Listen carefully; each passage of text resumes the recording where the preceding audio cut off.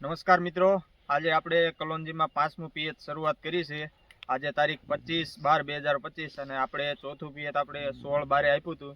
આજે 9 દિવસ થયા છે. આપણે થોડુંક તાપમાન વધારે પડે છે એટલે પિયત જલ્દી આપ્યું છે. તો તમે જોઈ શકો છો આપણે પિયત ચાલુ છે અત્યારમાં. અને આપણે મિત્રો કલોંજીમાં સુકારો પણ થોડોક જોવા મળ્યો છે. ઘણા મિત્રોની કોમેન્ટ પણ આવે છે કલોંજીમાં સુકારો છે તો શું એની માવજત કરવી. તો મારું તો મિત્રો એવું માનવું છે કે કલોંજીમાં સુકારો હોય તો તમે ખોટો ખર્ચો ન કરતા. વાતાવરણ જ્યારે સુધરશે ત્યારે ઓટોમેટિક કલોંજી સુકાતી બંધ થઈ જશે. અને તમને આગળ બતાવવું પણ અમને છોડ સુકાય છે. આમાં અમારે પણ પહેલી વાર વાવેતર કરેલું છે આ કલોંજીનું, અને અમારે પણ સુકારાનો થોડો પ્રશ્ન છે. તો તમને બતાવીએ આગળ કઈ રીતનો છોડ સુકાય છે. તો તમને બતાવો, આ પિયત આપણે આમાં આપી દીધું છે. આ જોઈ શકો છો આપણી આવડી કલોંજી થઈ છે. આજે આપણે 45 દિવસની આસપાસ થવા આવી છે કલોંજી. તમે જોઈ શકો છો આપણે હજી એક વાર દવાનો છંટકાવ પણ નથી કર્યો.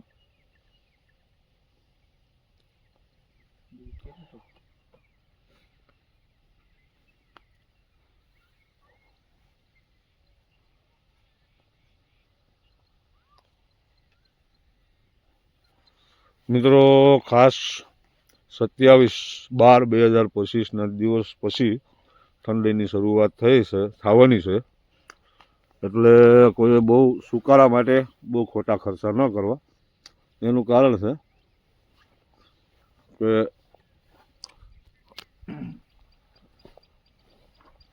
ખાસ મિત્રો સુકારા માટે ખર્ચા ન કરવા એનું કારણ ખાસ છે. લગભગ છેલ્લા 15 થી 17 દિવસ પવનની દિશા એટલે કે ટ્રાન્સફર થઈ ગઈ છે. શિયાળુ પવન બિલકુલ બંધ છે. 27 તારીખ પછી આગાહીકારો એવું કહી રહ્યા છે કે ઠંડીનો સમકારો વધશે. એટલે હવામાન આપોઆપ વ્યવસ્થિત થઈ જાય છે. એટલે કોઈ સુકારા માટે ખોટા પ્રશ્ન એટલે કે ટેન્શન ન લેવું. આપણે સુકાય છે કોક છોડે એમ ઝવેરે. એટલે આ 6-7 વીઘા જમીન છે.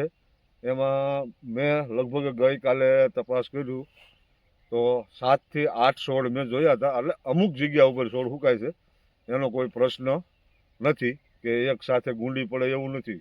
અમુક છોડ ક્યાંક સુકાય છે. એટલે આપણે આજે 5મું પિયત આપી રહ્યા છીએ. એટલે સુકારા માટે બહુ ખોટા ખર્ચા ન કરવા.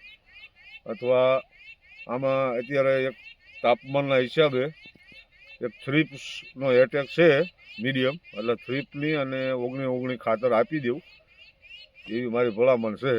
તો જેથી કરી છોડનો વિકાસ સારો થાય અને થ્રીપ્સ સામે તમે છોડને વધવામાં પણ સરળતા રહેશે થ્રીપની દવા છાંટશું એટલે. અને છોડ તમારો ઓછો ઊભો રહે અને એમના વૃદ્ધિ વિકાસ જળવાઈ રહે. અને આપણે આજે 5મું પિયત આપી રહ્યા છીએ. આજે તારીખ છે 25/12/2025. અને હવે કલોંજીને આપણે એક વખત નિંદામણ કર્યું છે અને બીજી વખત આ પિયત આપી દી. ત્યારબાદ આપણે બીજું નિંદામણ પણ જાતે જ કરવાનું છે. કોઈ દવાનો ઉપયોગ કરવાના નથી.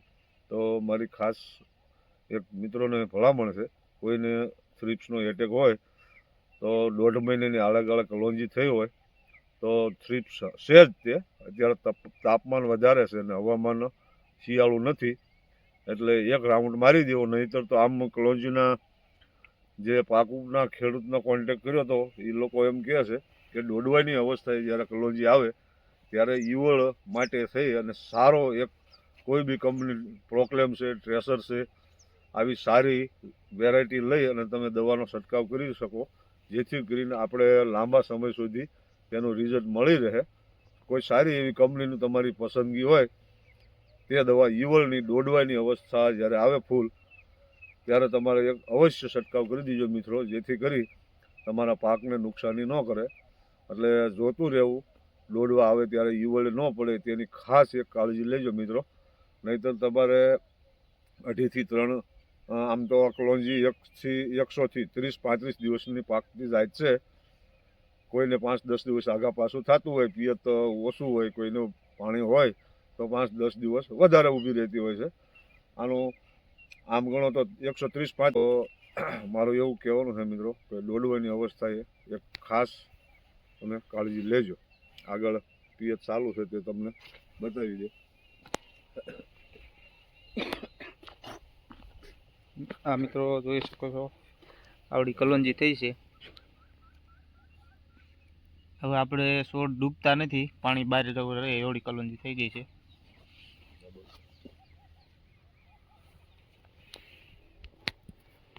આપણે આ નવ શાહથી છે મિત્રો, 9 શાહ છે. આપણે સાંટેલું છે પણ 4 કેરા, તે તમને આગલા વિડીયોમાં બતાવ્યું છે. આ આપણે 9 શાહથી વાવેતર કર્યું છે અને 900 ગ્રામ 1 વીઘે બિયારણ નાખ્યું છે. એ તમે જોઈ શકો છો. હવે ક્યાંય કલોંજી બૂટતી નથી અને આ 5મું પિયત ચાલુ છે. ને મિત્રો આપણે આગલા પિયત પાણી સાથે સલ્ફર પણ પાયેલું હતું, અને તમારે જો મિત્રો સાથે યુરિયાનો છંટકાવ કરવો હોય તો પણ તમે કરી શકો છો. આપણે તો સલ્ફર પાયું હતું પાણી સાથે ચોથા પિયત વખતે.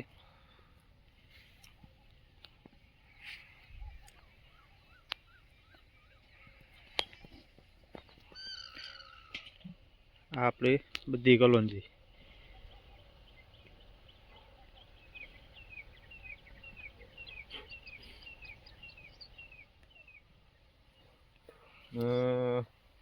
એક મિત્રો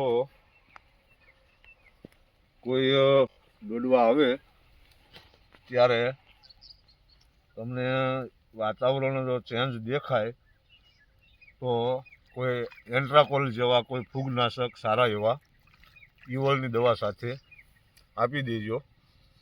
કોઈ પણ ફૂગનાશક સારી કંપનીનું લઈ અને તમે સારી પ્રોડક્ટ કોઈ પણ તમારી પસંદગી હોય કે આનું લાંબા ટાઈમ રિઝલ્ટ ટકે છે એવી સારી પસંદગી દવાની કરી અને તમારા અનુભવ પ્રમાણે કે સારો એવો એક દોડવાની અવસ્થાએ રાઉન્ડ ખાસ આપજો. જરૂર પડે તો 2, નહીંતર 1 રાઉન્ડ દોડવા બેસે ત્યારે ખાસ કરીને ધ્યાન રાખીને આપજો, જેથી કરીને તમારી કલોંજીના પાકમાં દોડવાને નુકસાન ઈયળ ન કરે અને પાક સામે આપણે પૂરું સંરક્ષણ રાખી શકીએ. એ એક ખાસ નોંધ લેજો મિત્રો. આ રીતના મિત્રો છોડવો સુકાય છે. કોક છોડવો છે એટલે એથી મૂંઝાવું નહીં. વધારે તાપમાન હોય તો પિયત પણ આપી દેજો, જેથી કરીને તમારે પથરા હોય જમીનની અંદર તો તે છોડની નજીક હાવ થડ પાસે હોય તો તે પથ્થર ગરમ થઈ અને છોડ સુકાતો હોય છે. જેથી કરી પિયત થોડુંક ઝડપથી આપી દેવું વધારે તડકો હોય તો, એવી મારી ખાસ તમને ભલામણ છે મિત્રો. આ રીતના કોક છોડ સુકાય છે. મિત્રો આપણે અમુક ખેડૂતો કોમેન્ટ કરે છે કે જે પડામાં આપણે ઓલું જે જીરું વાવીએ છીએ તે સુકાતું હોય તેમાં કલોંજી થાય ખરી, આવા ખેડૂત મિત્રો કોમેન્ટમાં જણાવે છે. તો મારું કહેવાનું મિત્રો, આપણે આમાં છેલ્લા 7-8 વર્ષથી જીરું 4 નંબર વાવતા હતા. ગુજરાત 4 હોય કે નિધિ 4 હોય કે 044 કોઈ પણ વેરાયટી આપણે પસંદગી પ્રમાણે વાવતા હતા. તેમાં જીરું સુકાઈ જતું હતું, એટલે આપણે આ કલોંજીનું વાવેતર કર્યું છે. આમાં અમુક છોડ કોક સુકાય છે, એટલું બધું ખાસ સુકારો નથી, પણ મારું એવું માનવું છે કે ઓલા જીરા કરતાં આ કલોંજી સુકારાની ટકાવારીમાં હાવ એટલે હાવ 99.99 આમાં સુકાતું નથી. કદાચ 1% સુકાય છોડ કોક, એનાથી કોઈ મૂંઝાવાનો પ્રશ્ન નથી. અને એક ખાસ મિત્રો, અમુક ખેડૂતને મોળું પાણી હોય પિયત, તો મોળું પાણીનો પ્રશ્ન એક છે કે તમને છોડનો વૃદ્ધિ વિકાસ જે મીઠા પાણીનો જે થાય તે મોળા પાણીમાં થતો નથી. તો મિત્રો આપણે એક ખાસ એવું જ મારે કહેવાનું છે કે છાણિયા ખાતરનો આગ્રહ રાખો તો છોડ તમારો પૂરેપૂરો તાકાતથી વૃદ્ધિમાં સારો એવો બને. ભલે મોળું પાણી હોય તો તમે આપણે એટલો બધો પ્રયોગ ન કરી શકીએ મિત્રો, નહીંતર લીંબુ જે ખટાશ આવે છે તે પિયત સાથે આપો તોય ભલે અને ઉપર પંપથી છાંટો તોય ભલે, તેથી પાણીની ટકાવારી પૂરેપૂરી થઈ જતી હોય છે. લીંબુમાં જે એસિડ તત્વ આવે જે છે તે માત્રા પાણીની અંદર ઘટે છે, એના હિસાબે આપણે મોળા પાણીથી છોડનો વિકાસ સારો નથી થતો.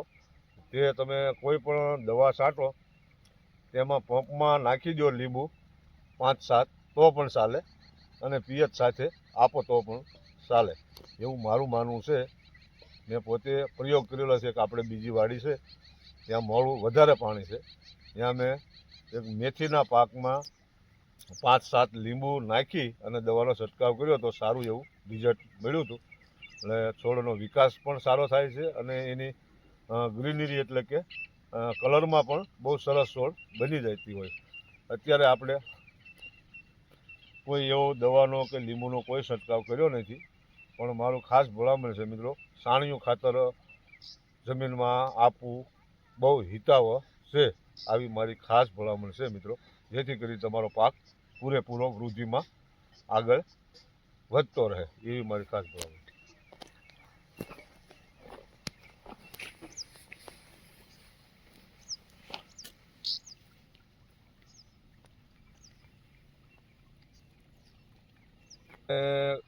કોઈ મિત્રોને દેશી પ્રયોગ કરવો હોય તો ઝાઝો નહીં, 1 થી 2 કેરામાં કરજો મિત્રો.